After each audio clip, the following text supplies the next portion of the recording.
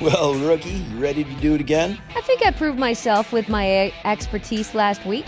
Well, why don't you go ahead and recap the scores for us, son? I can do that. So last week, Lisa RN, Sneaky Bob, and Big Mike went on the board first, but they got absolutely outclassed by Willie Mankit, Papa Pugsley, and Mr. Dark. Willie was so good, in fact, he got our first perfect score of the tournament. That actually was a really impressive run, especially considering the competition he was up against. You know what's really impressive? These moose burgers that Disaster Jack brought us. Is that what we're waiting for up here? You gotta introduce Group 3. Here are the teams and drivers in Group 3. First up for Devosi Familia Racing is Renee Francais. She's driving a 2017 NSX called Midnight Ride, weighing in at 50 grams. Starting off in the middle spot in his iconic green, it's King Jester from King Jester Racing. His Aston Martian weighs 56.89 grams. Completing Group 3 is Grumpy Cloud from Grumpy Cloud Racing. He's driving an Audi Avis called The Boss, sponsored by Boss Coffee. It weighs 58.86 grams. The sandwich better be worth it. Oh, you'll definitely thank me later. The guys are good to go. Let's go up to the top of the trail for race 1.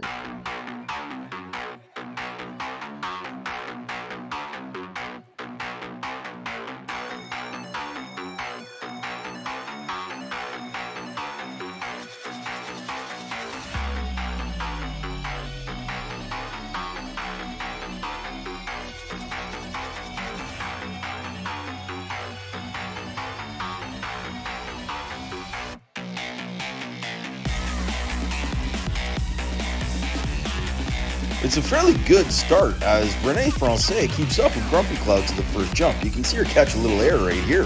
However, she can't keep control of her car, and it actually spins out and tags Grumpy Cloud in the rear quarter at the jump. That sends him for a skid, and Renee skids right behind. However, Grumpy Cloud gets a good bounce off the berm and then a from Jester, and that's the assist Grumpy Cloud needs to get down to the bottom of the course. If it wasn't for the hockey net, I'm sure he would have collected an extra couple points. Renee's going to have to get her car under control, but it's Grumpy Cloud after 1.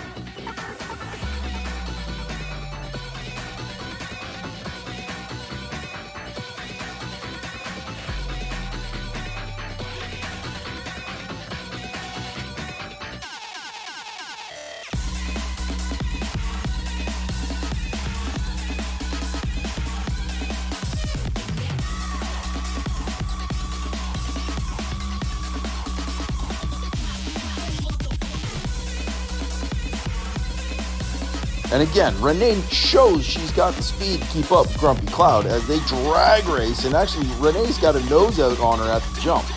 Grumpy's too much of a veteran to let that get in his way though, as Renee flips it and Grumpy just absolutely shunts her out of the way for a full 11 points. Grumpy just showed Renee what's what, and you can see it because Renee's just sitting there stunned going, what just happened? Grumpy's been to this course before, so he knows how to handle it. Jester, I don't know what's under the hood of your car, but, buddy, it's not working. Grumpy Cloud's got a commanding lead after 2.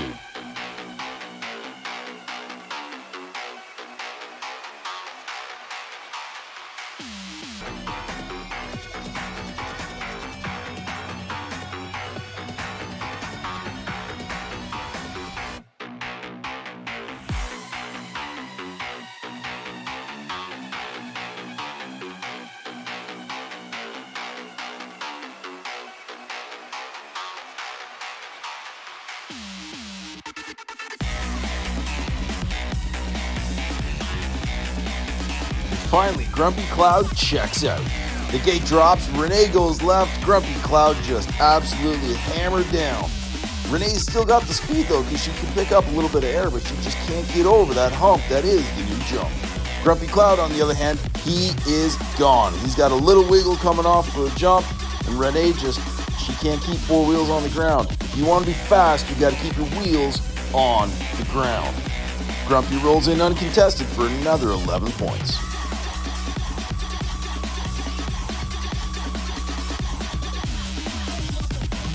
Honestly, bud, I think you forgot to include second gear in your transmission swap. That thing was slow as molasses. Grumpy Cloud just showed this group what experience can bring. He walks away with 31 points. And as we look at the big board, Grumpy Cloud slots in at number 2. Renee and King Jester, well, they're going to have to sit back and enjoy 7 and 8 respectively. Looks like Grumpy Cloud has joined Willie Make It and Papa Pugsley down at the finish line. I'm sure that Audi has a perfect run in it. With that score, we'll definitely be seeing it in the next round. Bob and Renee look like they're getting cozy down there having a conversation. And you know what? I'm starving. Seriously, how long am I going to have to wait for one of these things? Relax, Captain Impatient. You'll get it when you get it. In the meantime, I'm going to go ahead and introduce the next group.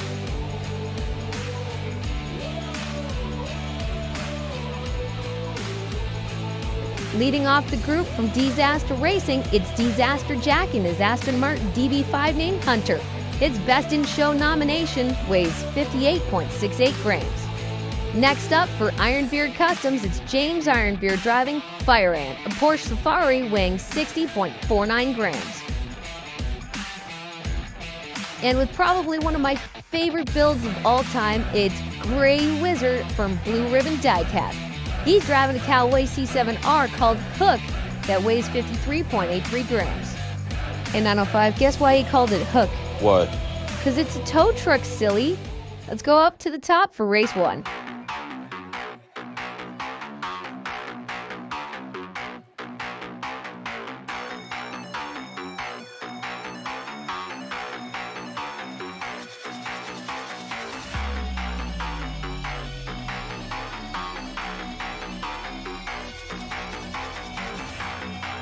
That was an amazing race. You want to get in on this one, then? Put me in, coach.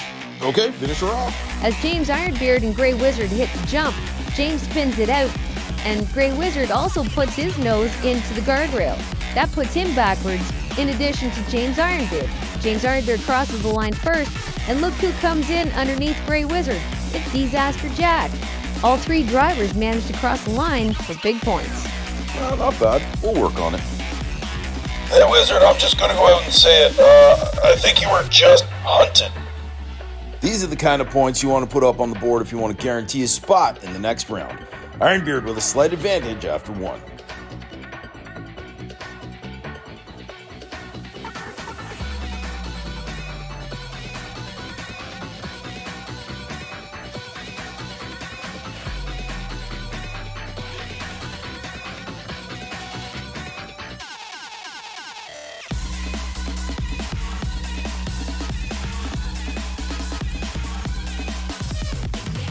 And that's another highlight reel moment. What a fantastic drive by Grey Wizard.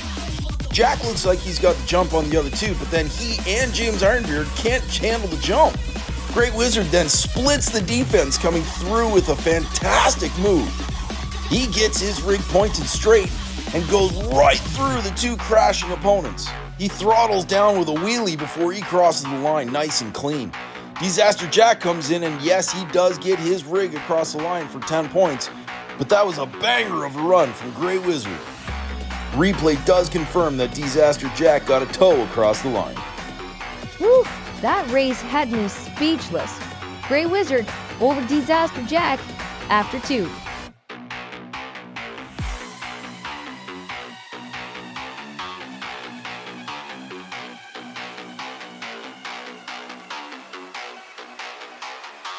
Holy cow!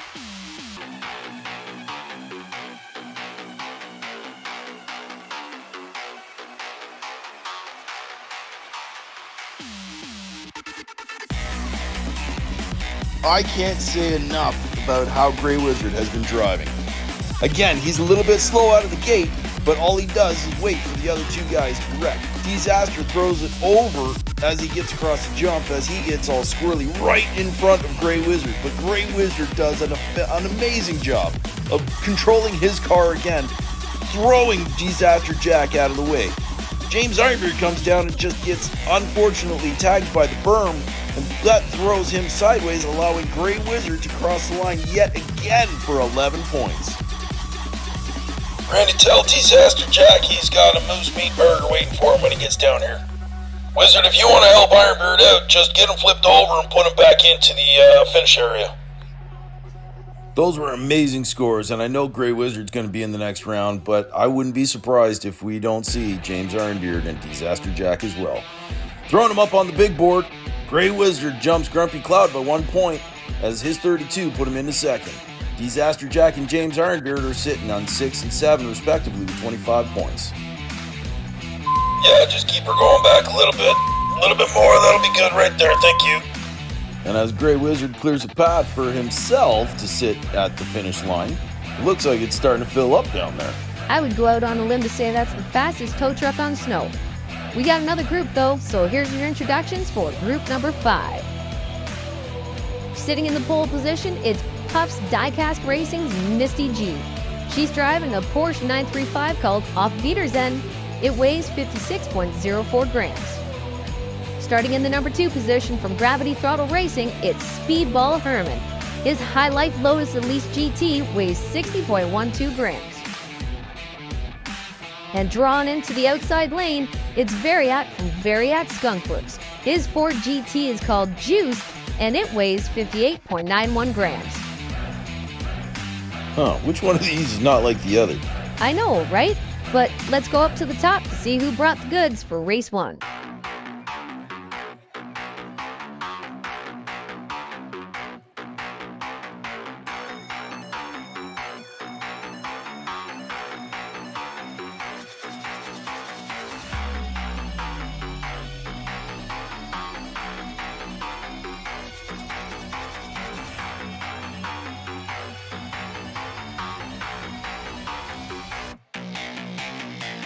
Oof, it is a disastrous race 1.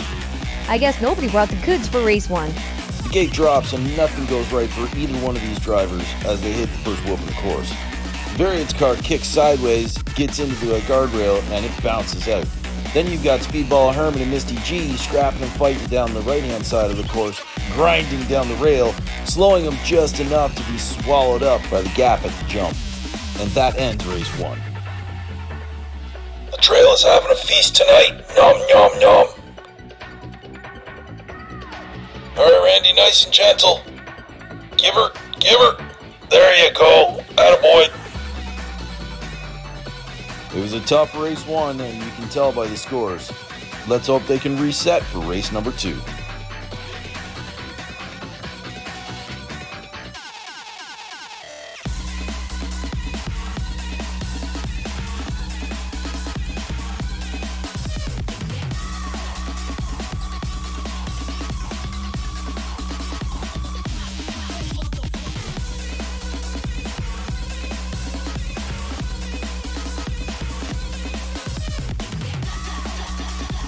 If that ain't the definition of tough luck, I don't know what is.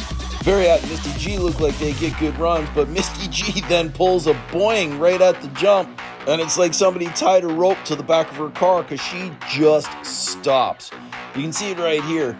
She comes down and just noses into the edge of the jump.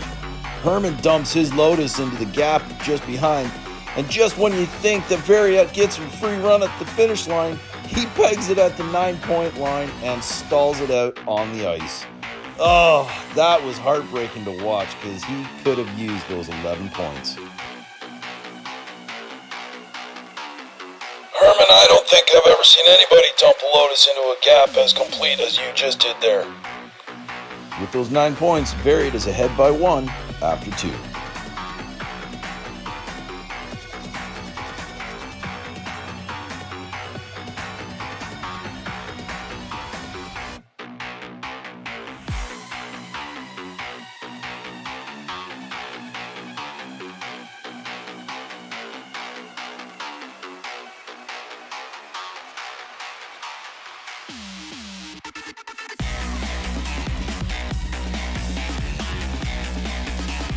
With race 3 underway, the gate drops and Variat and Speedball Herman look like bathroom buddies holding hands all the way down the upper half of the course.